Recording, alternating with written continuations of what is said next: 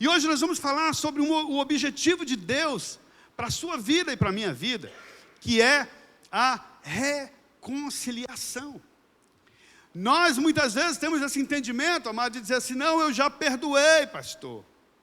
Eu já orei, eu estava lá no meu quarto um dia e falei: é aquele desgraçado, aquela pessoa, eu perdoo o Senhor.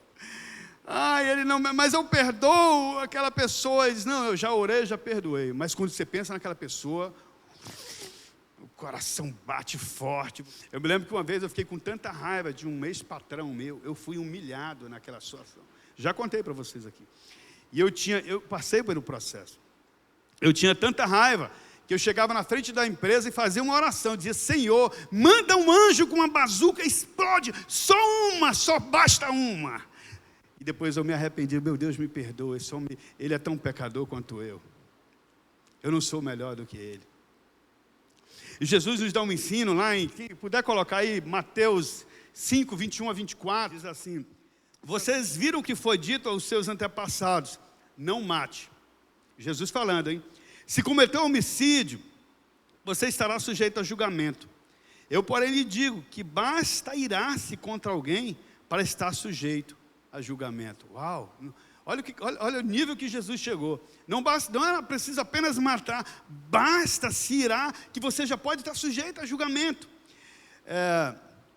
Quem instigar alguém de estúpido corre o risco de ser levado ao tribunal. Quem chamar alguém de louco corre o risco de ir para o inferno de fogo. Portanto, se você estiver apresentando uma oferta no altar do templo e se lembrar de alguém, de que alguém tem algo contra você, deixe a sua oferta ali no altar. Vá, reconcilie-se com a pessoa e então volte e apresente a sua oferta. Amados, olha o nível do ensino que Jesus nos dá. Realmente o objetivo dele é a reconciliação. E desde o princípio foi assim. Jesus confronta a lei antiga. Jesus diz: olha, vocês estavam acostumados a enxergar as coisas desse jeito. O inimigo você tinha mais era que acabar com ele. Mas vocês eram meus inimigos. E eu busquei me reconciliar com vocês. Vocês mereciam o inferno, a morte eterna. Mas eu vim e não pequei. E venci por você, para que através de mim você também vença. Aquilo deixava aqueles caras loucos, né? A lei naquela época, ela regulava os nossos atos externos, mas deixava de tratar o coração. A lei estava muito preocupada em ver as pessoas por fora, mas não se preocupava o que estava lá dentro, o que era guardado lá dentro do coração, por conta de uma ira, de uma ofensa, de uma palavra maldita, ou dita de modo mal, né? E que guardava no coração. Eu lembro quando o Gabriel, meu filho, era pequeno, eu era muito doido, muito duro. Eu lembro que uma vez eu chamei ele para me ajudar a lavar o carro, mas eu fui tão grosso com meu filho. Lava direito, menino, aquele menino de homem desequilibrado, era esse que eu era. Eu não tenho vergonha de dizer, porque o Senhor já me curou disso. E eu já pedi perdão para ele. E um dia eu cheguei: meu filho, eu quero te pedir perdão. Pelo quê? Porque você era pequeno, eu me lembrei hoje. Quando você estava lavando o carro comigo, você não sabia lavar o carro. E eu fui grosso com você. Ele disse: nem me lembro mais disso. Eu disse: você não se lembra, mas está aí dentro.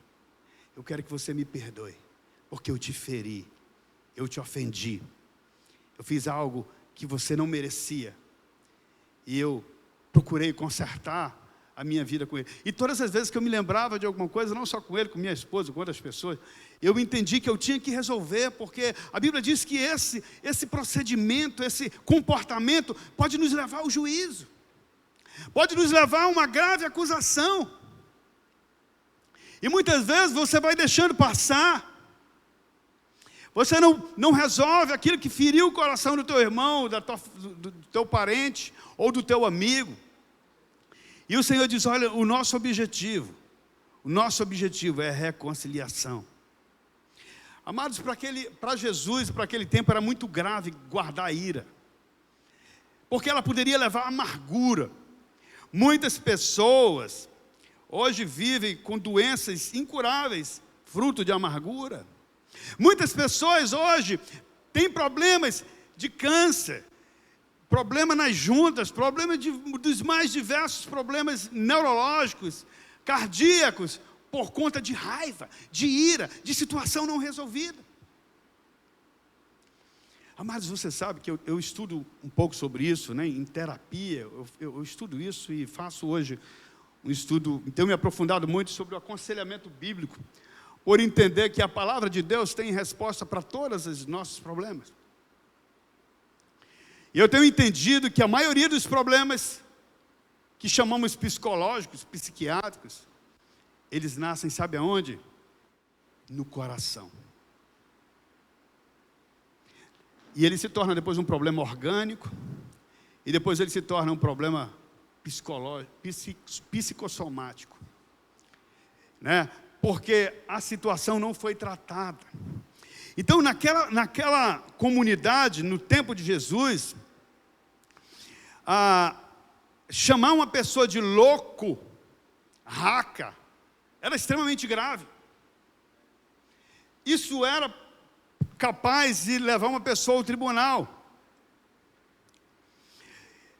Por quê? Porque aquela frase, alguém chegar e dizer assim, esse é louco, era algo extremamente grave, porque demonstrava que para uma pessoa dizer aquilo, aquela pessoa que ouvia isso, deveria ter causado uma grande ofensa em quem estava falando.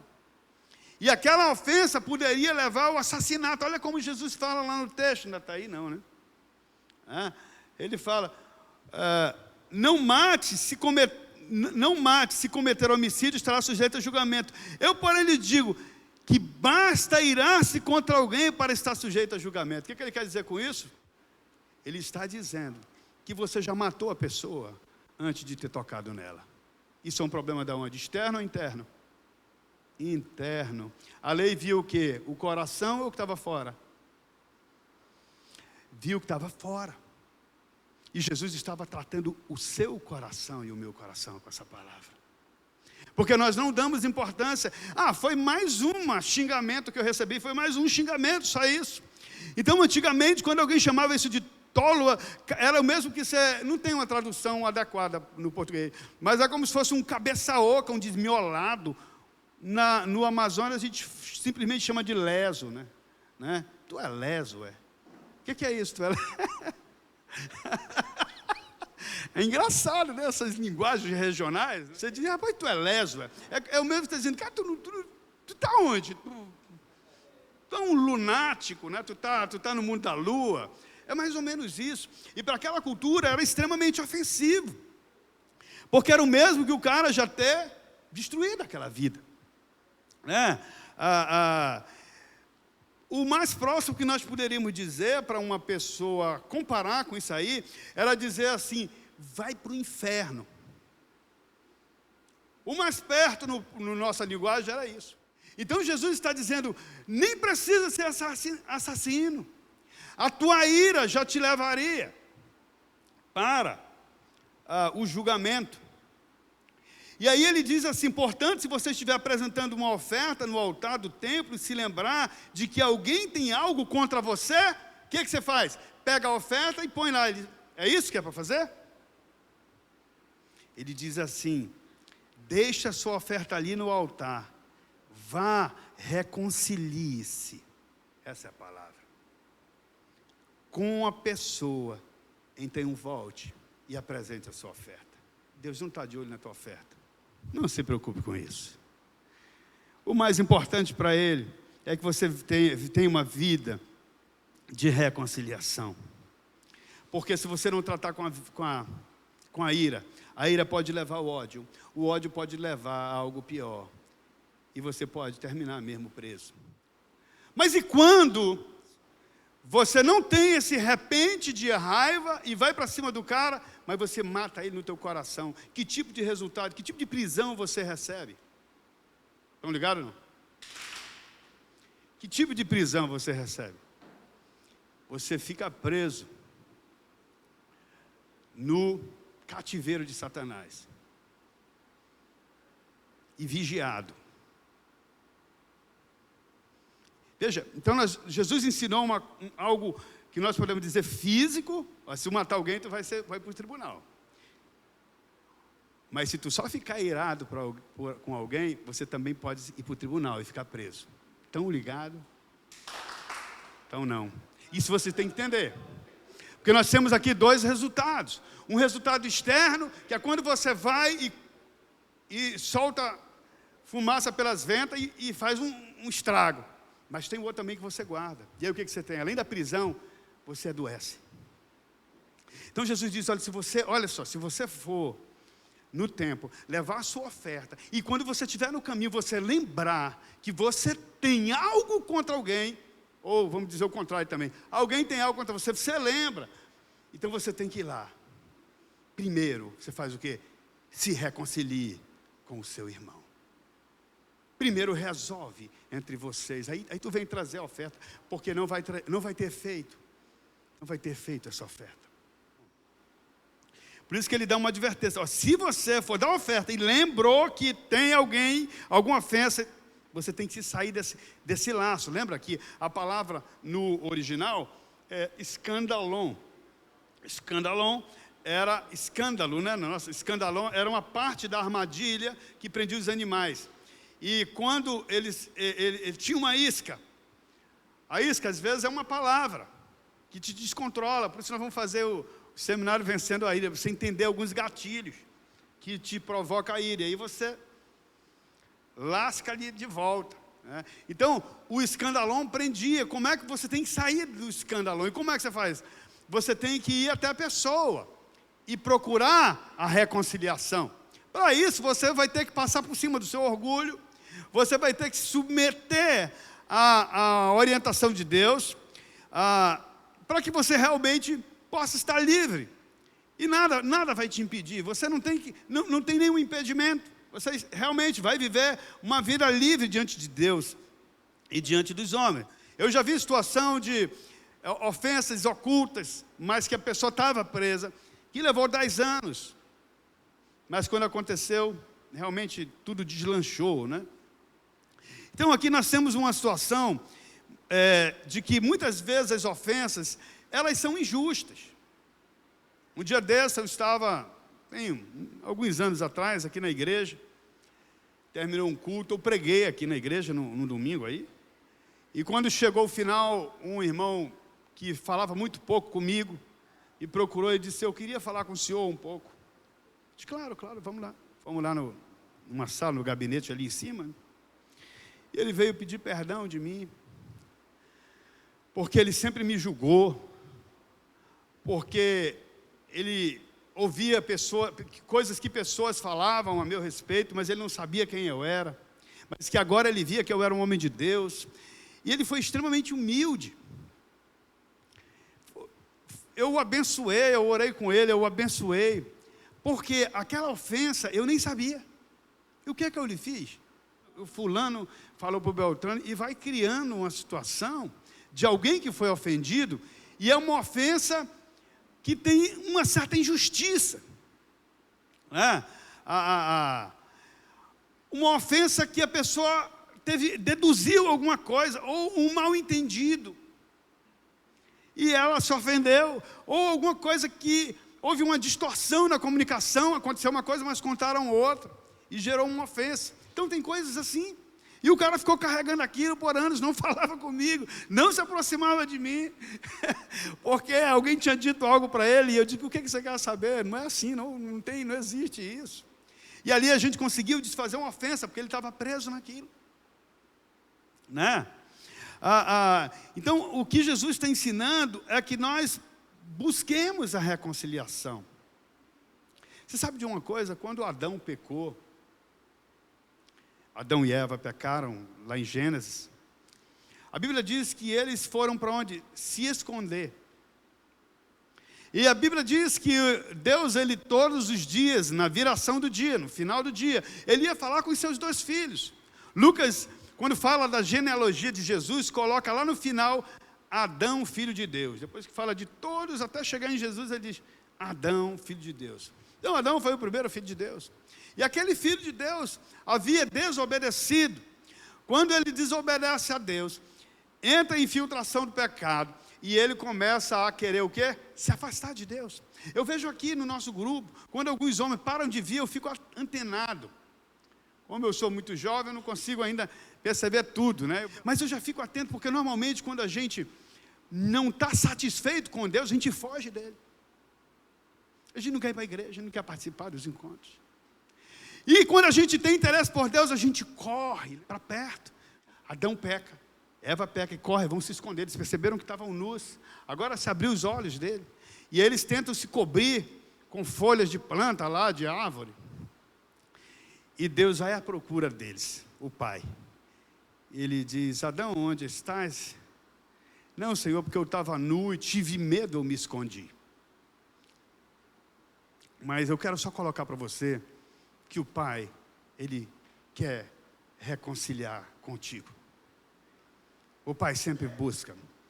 Mesmo Adão sendo o pecador, não foi Adão que foi atrás do pai. Pai, eu quero consertar contigo. Foi o pai que foi atrás de Adão. Vocês estão ligados nisso? Então preste atenção agora. Se o pai nos ensinou que nós temos que ir atrás do ofensor, aquele que o ofendeu, ele diz também para mim e para você, que assim como ele, nós também devemos ir à procura de quem nos ofendeu. E procurar a reconciliação. Romanos 14, 19 diz assim: assim, pois, sigamos as coisas que contribuem para a paz, e também as que são para a edificação mútua. Então, muitas vezes, o que nós devemos fazer quando nós ofendemos o nosso irmão? Jesus diz que nós devemos ir até ele e consertar. Mas o que nós, nesse momento, não devemos fazer na hora? Nós não devemos fazer. Por exemplo, nós não podemos ir com o nosso irmão e dizer: cara, eu vim te pedir. Na verdade, eu já te perdoei, porque tu falou mal de mim, né, cara? Eu já te perdoei, tá entendendo? Mas tu falou mal de mim, tem muita gente, mas eu já te perdoei. Você já vê que que na verdade o cara não perdoou nada. Ele só está querendo ser um religioso, aparentar que perdoou, mas ele está ali meio que acusando, está frustrado. Ele não liberou, ele não está cheio de amor. Ele não está cheio de amor. Ele está justificando o ato dele. A outra coisa que nós devemos fazer é realmente isso fazer, e com humildade. Porque, amados, quando alguém quando acontece uma coisa, de, por exemplo, alguém falou mal de você, falou realmente mal de você, você soube, a situação é verdadeira, e aquela pessoa não fala contigo, parece que ela que foi ofendida, né? E você sabe que aquilo atrapalhou o relacionamento, rompeu o relacionamento. A Bíblia diz que você tem que ir com humildade para ele, dizer assim: olha, eu quero te pedir perdão, porque eu pensei mal de você, eu te julguei, eu errei com isso, diante de Deus eu pequei contra você, mas foi o que falou mal dele. No entanto, aquilo acabou atingindo ele, e disse: não, tá bom, cara, tudo bem, deixa para lá. Diante de Deus ele começa a estar livre. Jesus dá um ensino a mais: se o teu irmão não quiser reconciliar-te, chama uma testemunha. Tem um processo, Mateus capítulo 18, e vai lá com ele, para tentar reconciliar. Se ainda assim não quiser, pega um presbítero da igreja, que não seja o pastor Rubem. Pode pegar outro aí, né? Estou brincando. Pega um pastor, pega um líder e vai tentar falar com ele. Você tem que tentar a reconciliação. Você precisa procurar reconciliar. E a humildade precisa ser pura, meu amigo. Essa é uma chave, a humildade. Eu lembro quando eu tinha um chefe, não crente, que ele achava que eu queria o lugar dele na empresa. E eu só queria ajudá-lo. Eu estava contente em estar no lugar que eu estava. Mas ali eu ouvi uma grande perseguição, e eu, muito imaturo naquela época, reagia. Mas depois que o Senhor eu saí da empresa e tudo, e o Senhor, num momento de ministração, ele me fez lembrar dessa figura.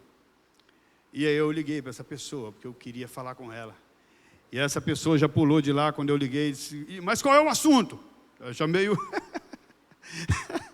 Eu digo, não, é nada, é em paz, eu vou em paz, é algo pessoal. E quando eu cheguei lá na empresa, disse, cara, foi muito boa a primeira conversa, aquele negócio do quebra-gelo, mas depois quando eu entrei no assunto, disse, cara, eu vim aqui te pedir perdão, porque no tempo que nós trabalhávamos juntos, eu não fui adequado em muitos momentos com você, eu não tinha maturidade, eu falhei, eu quero que você me perdoe. Diante de Deus não era uma atitude correta. Gente, aquilo ali destrava.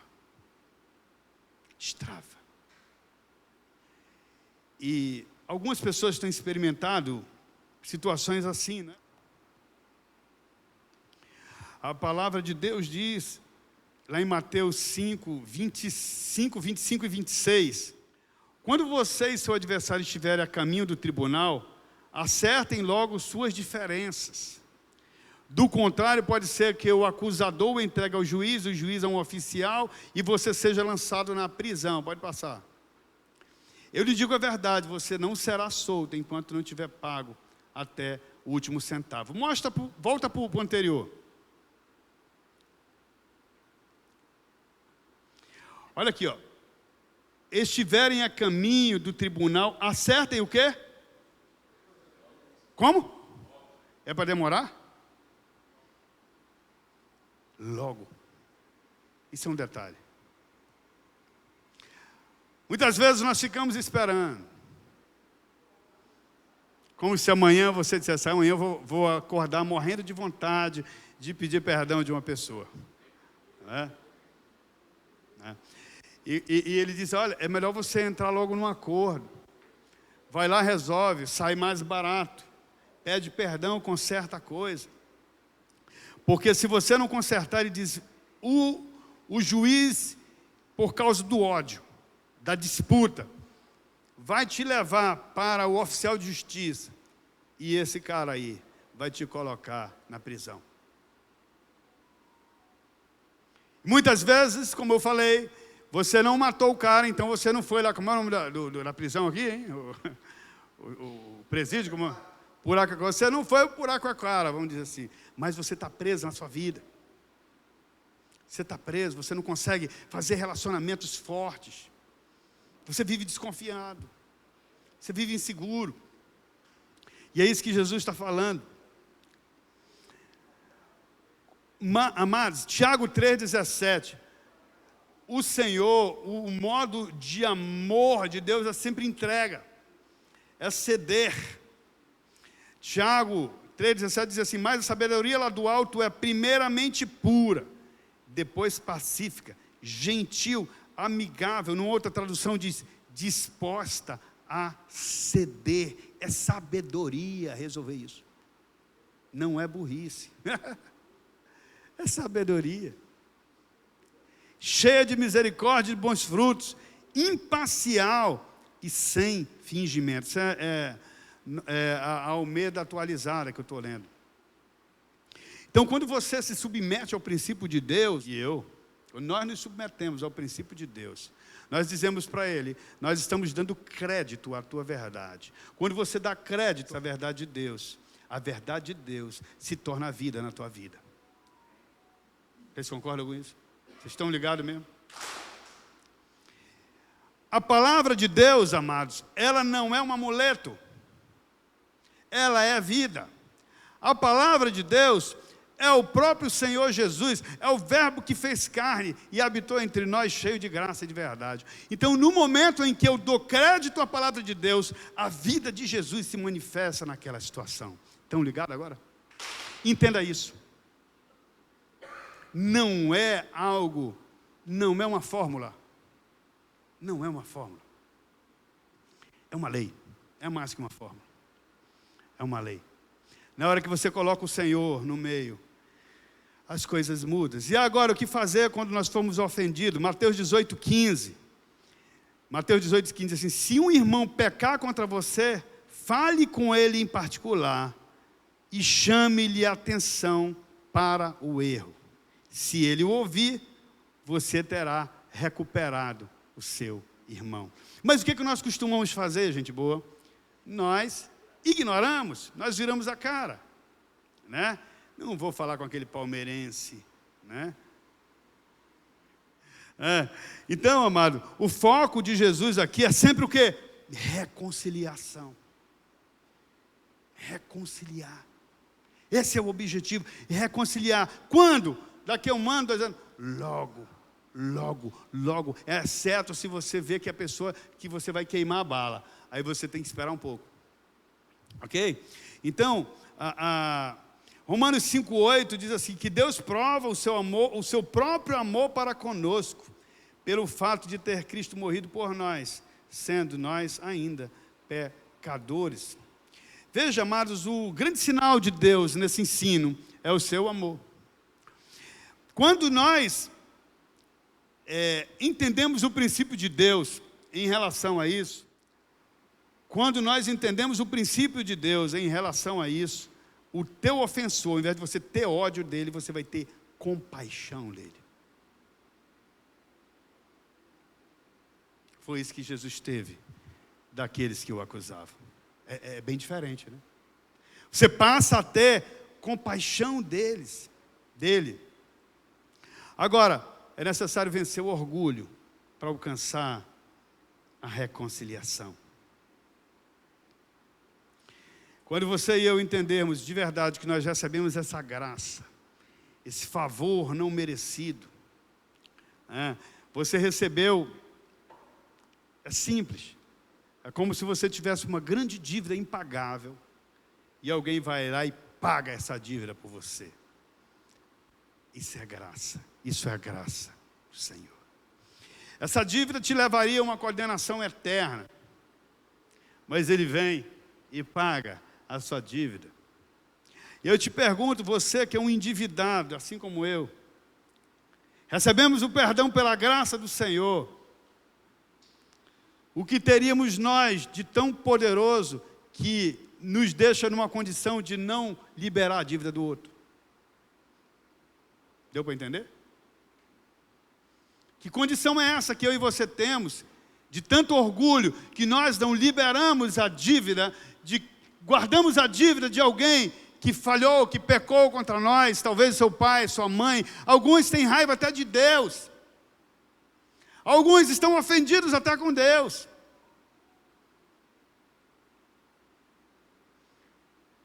Alguns não se aproximam de Deus. Você sabe, Deus se preocupa tanto conosco.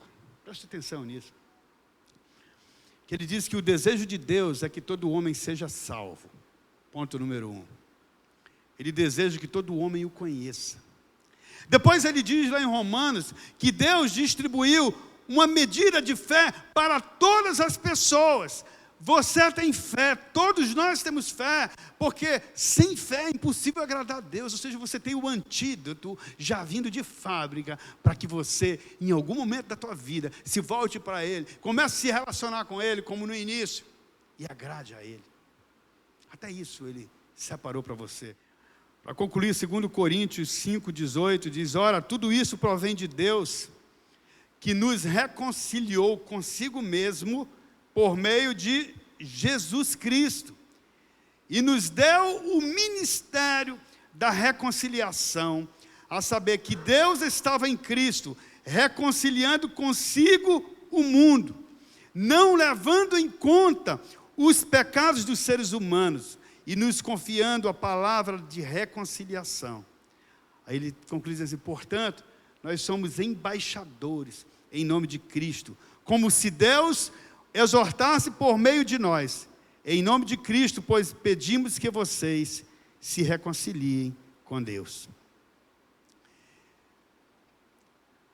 O primeiro desejo de Deus é que nós resolvamos com Ele, nos voltemos para Ele.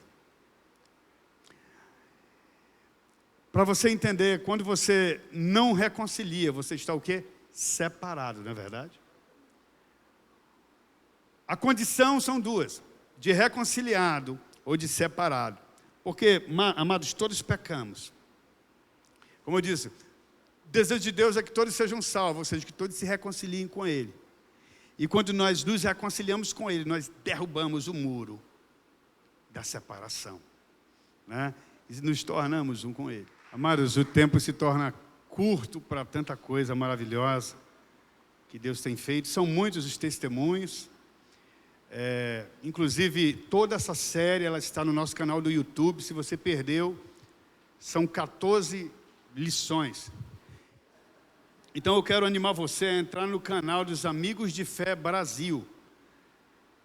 A gente teve um problema no nosso primeiro canal, nós estamos recomeçando. Tinha muito conteúdo no outro canal e deu um problema, a gente está recomeçando mesmo. Então eu peço que você entre lá, se inscreva, porque a gente tem pouquinha gente, tem 20 e poucas pessoas só, né? Nós começamos do zero de novo. Mas lá estão todas as ministrações.